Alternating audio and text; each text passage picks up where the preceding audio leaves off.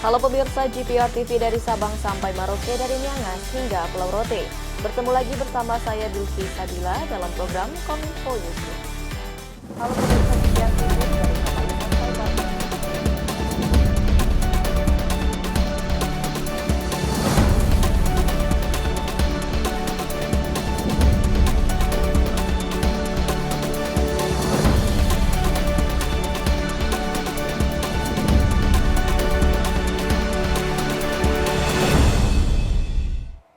Inilah Kominfo Newsroom selengkapnya pemirsa. Presiden Joko Widodo memerintahkan para kepala daerah untuk menggunakan anggaran pendapatan dan belanja daerah untuk menahan laju inflasi akibat penyesuaian harga bahan bakar minyak.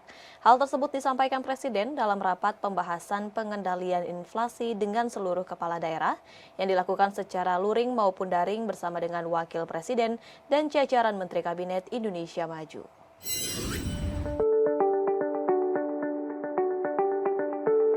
Dalam rapat pembahasan pengendalian inflasi dengan seluruh kepala daerah yang dilakukan secara luring dan daring di Istana Negara Jakarta pada Senin 12 September 2022, Presiden Joko Widodo meminta pemerintah daerah untuk tidak ragu dalam mengalokasikan anggaran pendapatan dan belanja daerah untuk menyelesaikan persoalan dari penyesuaian harga bahan bakar minyak. Sebab, pemerintah telah mengeluarkan payung hukum yang jelas melalui Peraturan Menteri Keuangan dan Surat Edaran Menteri Dalam Negeri.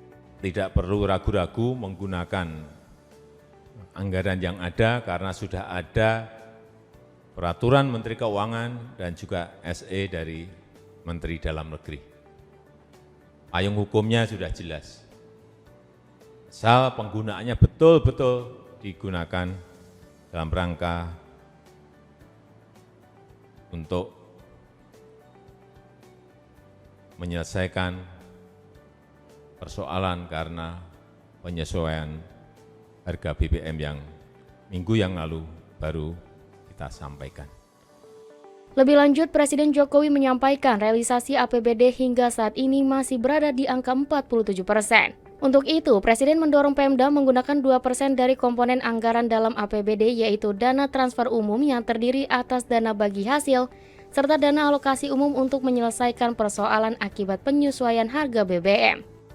Diharapkan para kepala daerah agar tetap waspada terhadap inflasi, utamanya berkaitan dengan inflasi pangan yang langsung berdampak ke masyarakat. 2% dana transfer umum itu masih kira-kira 2,17 triliun. Kemudian belanja tidak terduga 16,4, baru digunakan 6,5 triliun. Artinya masih ada ruang yang sangat besar untuk menggunakan dana alokasi umum maupun belanja tidak terduga oleh provinsi, kabupaten, maupun kota. Penerapan penyesuaian tarif ojek online telah dimulai sejak 10 September lalu. Terkait hal tersebut, anggota Komisi 5 DPR Republik Indonesia fraksi PDIP, Harvey Malaiholo menyatakan bahwa Komisi 5 DPR Republik Indonesia akan mengawasi kebijakan ini agar benar-benar menguntungkan pihak yang membutuhkan.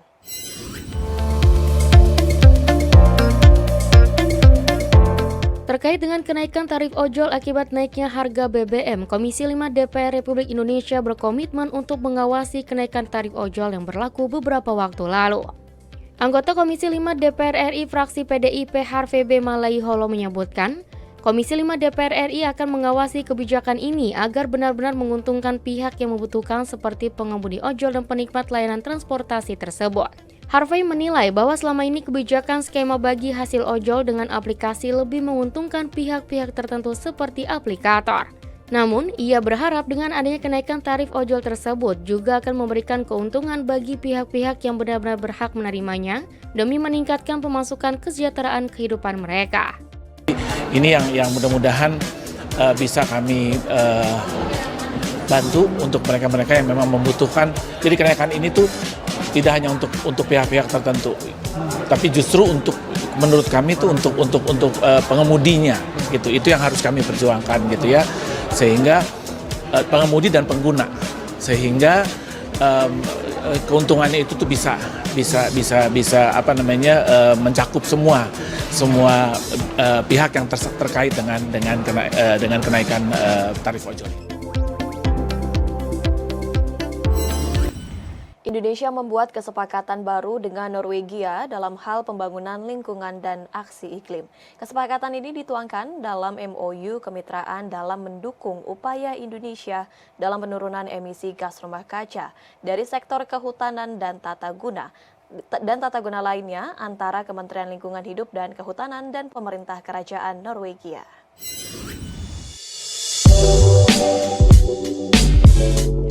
Dalam mendukung upaya Indonesia mengurangi dampak emisi gas rumah kaca dari deforestasi dan degradasi hutan, Menteri Lingkungan Hidup dan Kehutanan Indonesia Siti Nurbaya bersama Menteri Iklim dan Lingkungan Hidup Norwegia Espen Barth melakukan kerjasama baru antara Norwegia dan Indonesia dalam bidang iklim dan lingkungan, khususnya reducing emission from deforestation and forest degradation. Menteri Siti menyebut pemerintah Norwegia mengapresiasi Indonesia atas upaya yang konsisten dan signifikan, serta berkesinambungan dalam mengurangi deforestasi untuk mencapai tujuan global perubahan iklim dan keanekaragaman hayati konservasi. Selain itu, kerjasama ini juga memastikan pengelolaan konservasi dan keanekaragaman hayati harus bersifat secara berkelanjutan dan menjadi bagian dari pemulihan ekonomi nasional. During the working visit of the Minister of Climate and Environment of Norway, His Excellency Espen Barth Eide, a field visit has also been made to on-site mangrove planting as well as observing the area of IKN, the new capital city, which is aimed to gradually restoring the tropical natural rainforest of Kalimantan from ex-monoculture plantation forest to its environmentally sound development plan. Di kesempatan yang sama, Menteri Espen Barth menyampaikan bahwa ekosistem mangrove serta kawasan hutan pada umumnya memiliki peran yang sangat penting bagi seluruh dunia, di mana sebagai pengendali dampak perubahan iklim dengan menyerap emisi.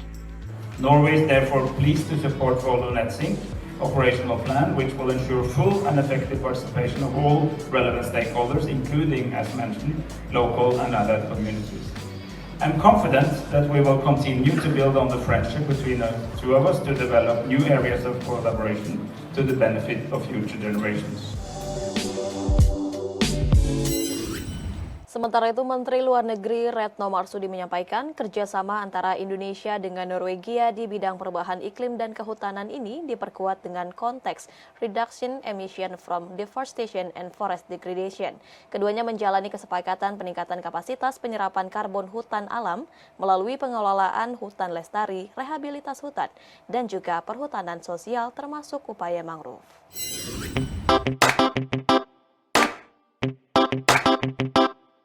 Pemerintah Indonesia dan Norwegia sepakat untuk memperkuat kemitraan strategis di berbagai bidang kerjasama, antara lain perubahan iklim dan kehutanan, melalui dukungan implementasi Forestry and Other Land Use Net Sink 2030. Indonesia Follow Net Sink 2030 adalah sebuah kondisi yang ingin dicapai, di mana tingkat serapan emisi gas rumah kaca dari sektor kehutanan dan penggunaan lahan pada tahun 2030 akan seimbang atau bahkan lebih tinggi dari tingkat emisi. Sektor kehutanan memiliki porsi terbesar di dalam target penurunan emisi gas rumah kaca, yakni berkontribusi sekitar 60% dalam pemenuhan target netral karbon atau net zero emission.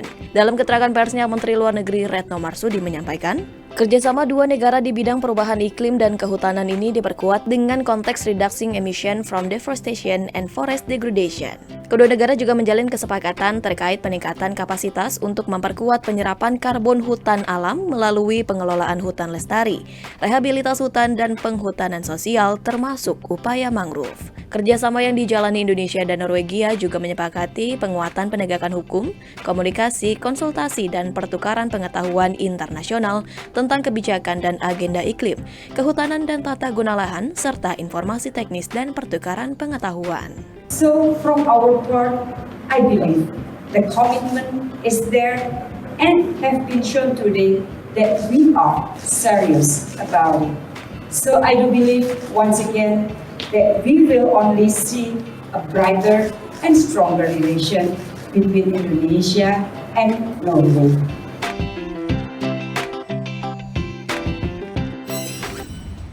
pemirsa, usai jeda kami akan kembali dengan informasi lainnya. Tetaplah bersama kami.